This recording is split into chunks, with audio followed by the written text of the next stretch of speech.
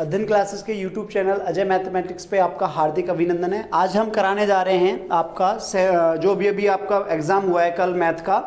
तो हमारे जो हाथ में है ये है आपका क्लास 10th मैथ, और दोनों ही पेपर हैं हमारे पास। स्टैंडर्ड करा रहे हैं आज हम, जो कराएंगे वो स्टैंडर्ड कराएंगे। देखिए ये मॉर्निंग शिफ्ट का है यहाँ पे, ठीक है, मॉर्निंग शिफ्ट का है, और ये ई देखेंगे तो ये इवनिंग शिफ्ट का है। तो सबसे पहले हम इवनिंग शिफ्ट वाला कराते हैं, क्योंकि बच्चे ये कह रहे थे कि बहुत ज़्यादा टफ पेपर आया है। ऐसा कुछ नहीं है, दोनों ही पेपर बहुत अच्छे आए थे। और इस बार जो सीबीएसई पेपर बना रही है आपके, बहुत बढ़िया बना रही है, क्योंकि अभी से आपका पैटर्न दिखा दिया है उन्होंने। और लेवल है, इस बार कुछ लेवल बनाया है, तो जो लेवल बनाया है बहुत ही बेहतरीन बनाया है। और बच्चों अगर आप इस तरह से तैयारी करते हो तो इस बार अभी आपके पास समय भी कम है। देखिए जाए तो नवंबर, दिसंबर, जनवरी, फरवरी में आपके एग्ज़ाम है। तो 3 महीने में जहाँ भी आप ट्यूशन पढ़ रहे हो, जैसा भी पढ़ रहे हो, बेटा थोड़ा सा मेहनत करना स्टार्ट कर दो।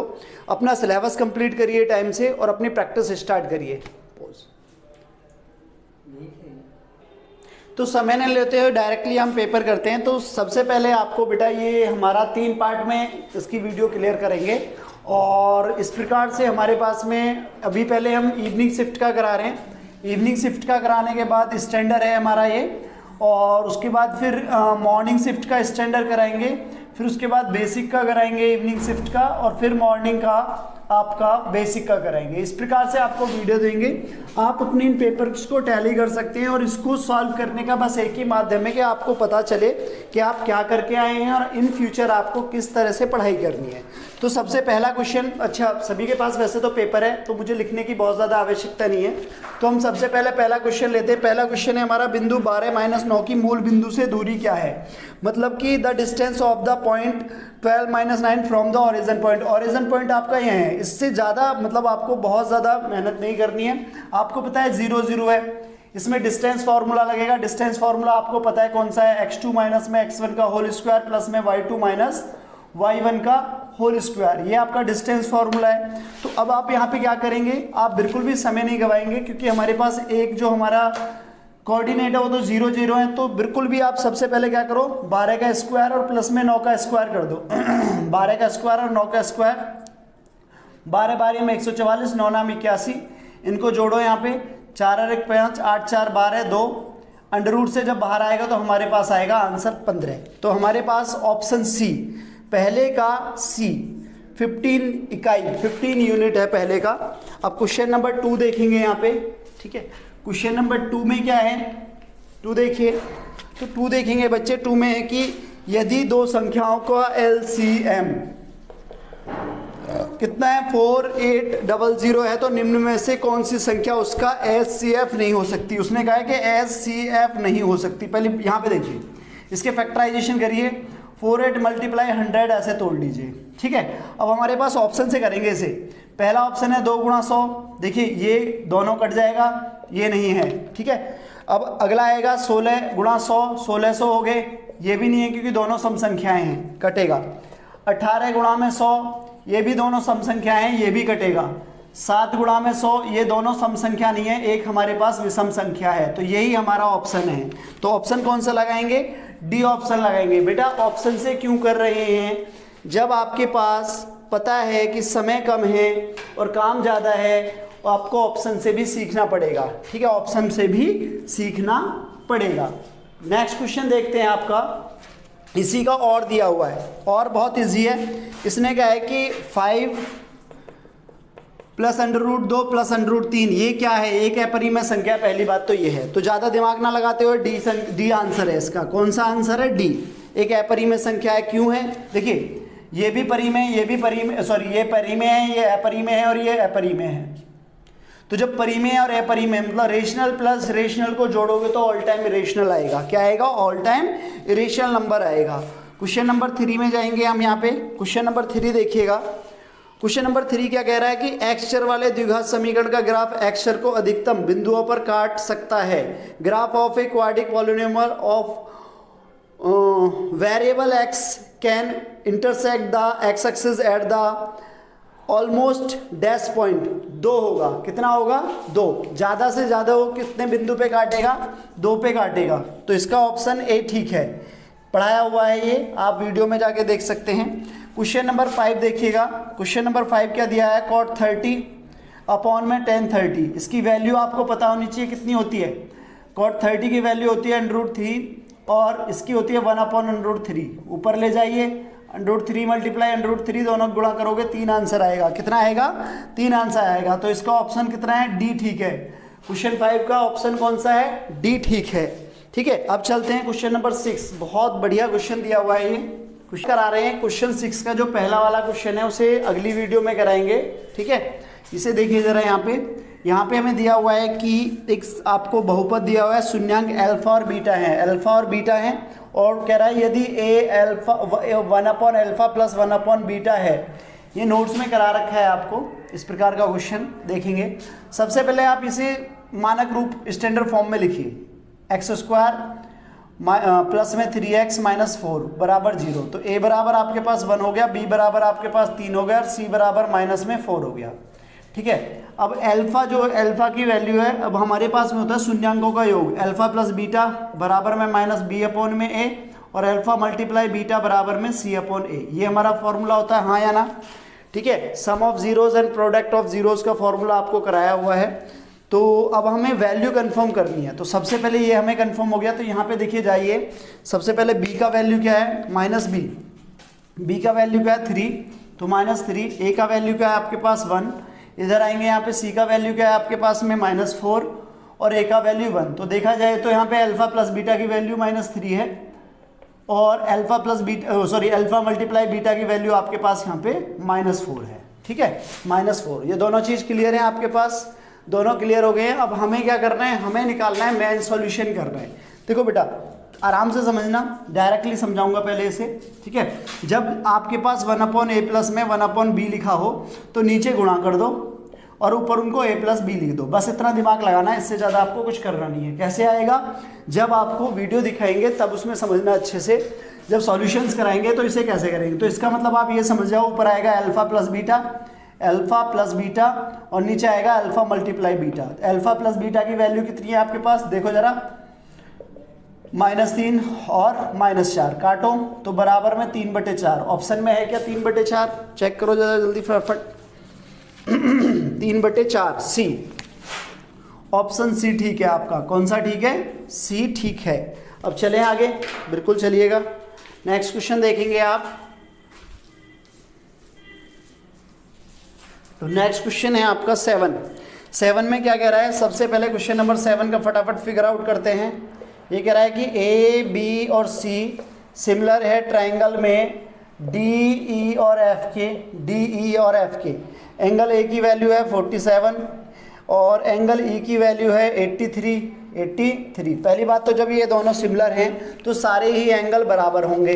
तो एंगल ई अगर 83 है तो एंगल बी क्या हो गया, 83 हो गया। अब उसने पूछा क्या है आपसे, उसने पूछा है कि एंगल सी बताओ। इसको पूछ रहा है तीनों त्रिभुज के तीनों कोणों का योग कितना होता है, 180। इन दोनों को जोड़ो, 7 3 10 और 8 4 12 और 1 13। 180 में से इसको माइनस कर दो, 50 आंसर आएगा। एंगल सी की वैल्यू है 50। एंगल सी की वैल्यू कितनी है, 50 है। जल्दी करेंगे, ऑप्शन बी ठीक है इसका, ऑप्शन बी राइट। अब बहुत ही मज़ेदार क्वेश्चन है, बेहतरीन जिसे कहते हैं, लाजवाब।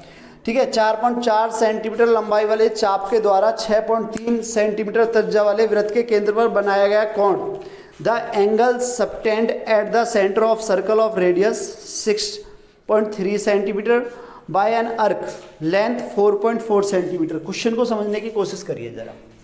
क्वेश्चन बहुत अच्छा है, बस यहाँ पे आप गलती जरूर करके आए होंगे, पता है। क्वेश्चन नंबर 8 में क्या कह रहा है, 4.4 सेंटीमीटर। ये पहले सर्कल बना लो एक, यहाँ पे एक हमारे पास सेक्टर हो गया। अब हमें जो कंफर्म करना है, केंद्र पर बनाया गया कोण, ये थीटा हमें कंफर्म करना है।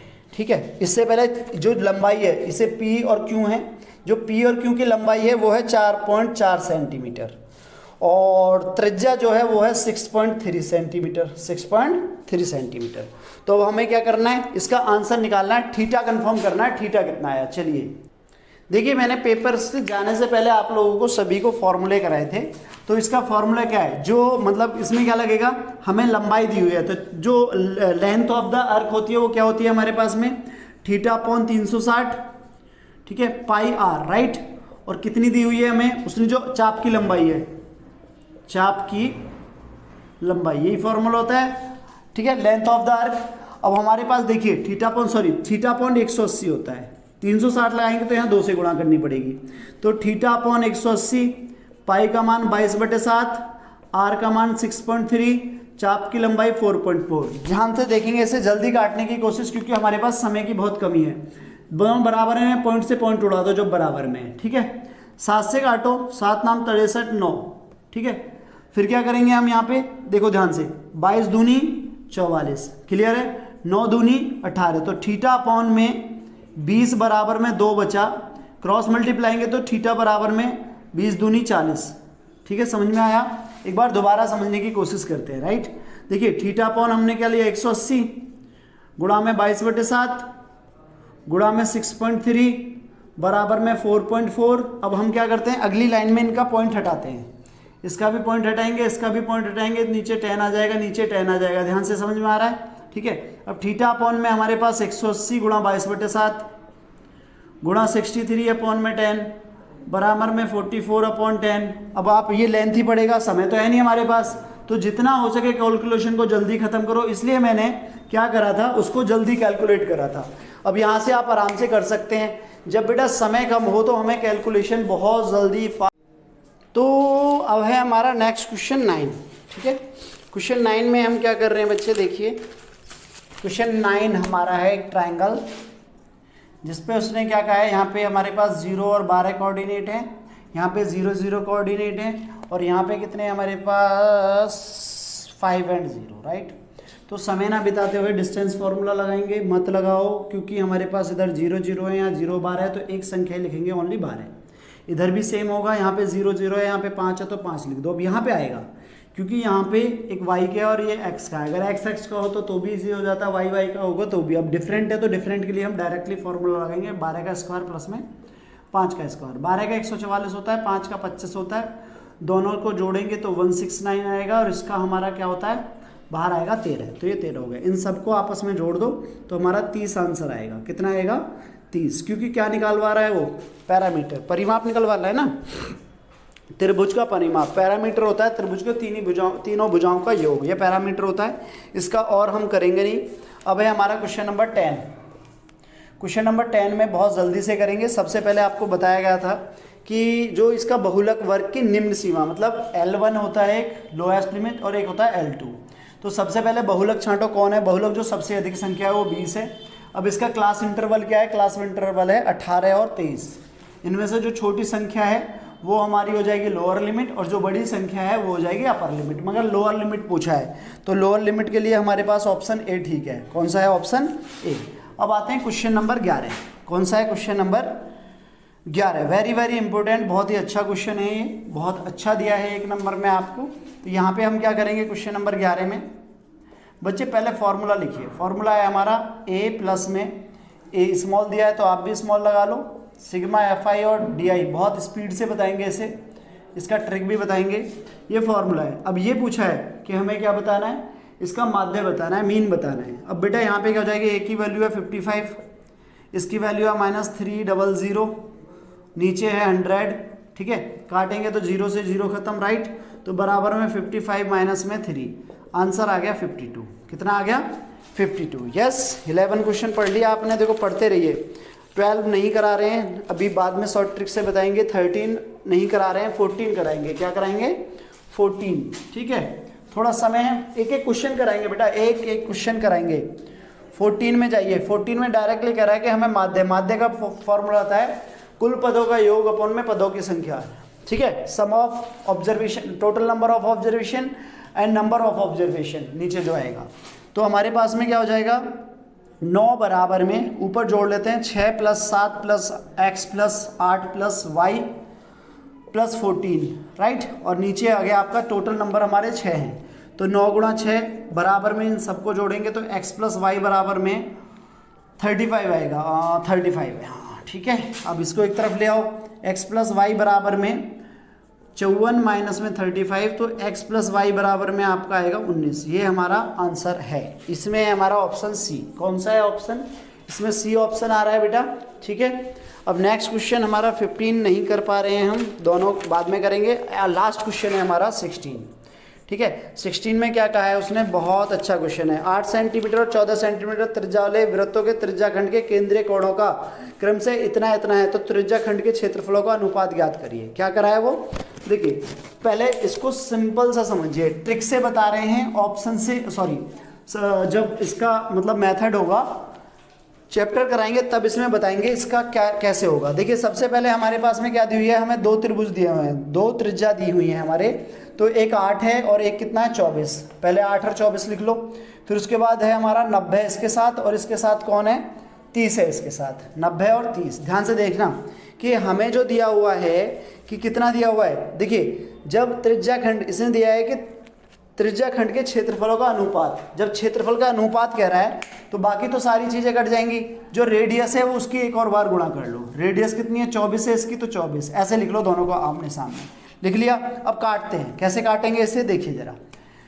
8 तिया 24, 8 तिया 24, बहुत बढ़िया, 0 से 0 खत्म, ठीक है। अब काटो, देखो यहाँ से 3 एकम 3, 3 तिया 9, 9 खत्म हो गया, तो हमारे पास यहाँ 1 बचा, यहाँ पे कितना बचा 3 बचा। यही आंसर है हमारा, यही आंसर है, ठीक है, यही आंसर है। 1:3, मतलब वो रेशो में पूछ रहा है, किस में पूछ रहा है, रेशो में पूछ रहा है, तो रेशो हमारा कितना हो जाएगा 1:3 है, ऑप्शन में दिया हुआ है, चेक करो जरा 16, ठीक है। दूसरा पेपर उठा लिया, 1 दे रखा है 1:3, 1 दे रखा है 3:1। तो बच्चे यहाँ गड़बड़ ना करें, क्यों गड़बड़ ना करें, क्योंकि बेटा पहले छोटा वाला दे रखा है, फिर दूसरा वाला दे रखा है, जो पहले वाला है वो है 1, दूसरे वाला है 3। अब डायरेक्टली इसका ऑप्शन सॉरी ये इस तरह से कर दिया, जो इसका इजी मेथड है, समय कम है इसलिए।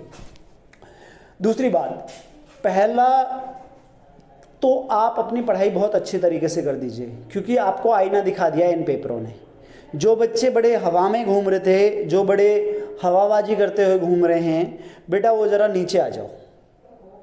थोड़ा सा बुरा है मगर सच है, अगर आप अभी भी ध्यान नहीं दोगे अपने पेपरों पे, तो इस बार बेटा 10th क्लास है, और 10th क्लास में जो CBSE इस बार सोच रही है आप लोगों के लिए, थोड़ा सा हार्ड बना रही है, मगर लेवल अच्छा है, लेवल बहुत अच्छा दिया है, क्योंकि आपको लाइक जिस तरह से पेपर बनाना चाहिए उस तरह से बनाया है। तो स्टैंडर्ड वाले बच्चे थोड़ा सा बेसिक वालों से ज़्यादा ध्यान दें।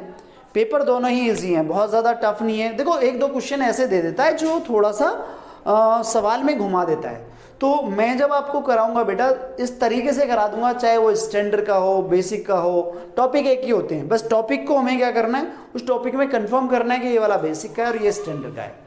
बात समझ में आ रही है? यहाँ तक की वीडियो देखने के लिए धन्यवाद। बाकी वीडियो का आप इंतजार करिए, जल्द से जल्द डालेंगे, कंटिन्यू डाल देंगे, क्योंकि अब क्या है, आप देखो या ना देखो, हमें तो वीडियो डालनी है, क्योंकि इनका सॉल्यूशन बहुत ज़रूरी है। थैंक यू सो मच, धन्यवाद।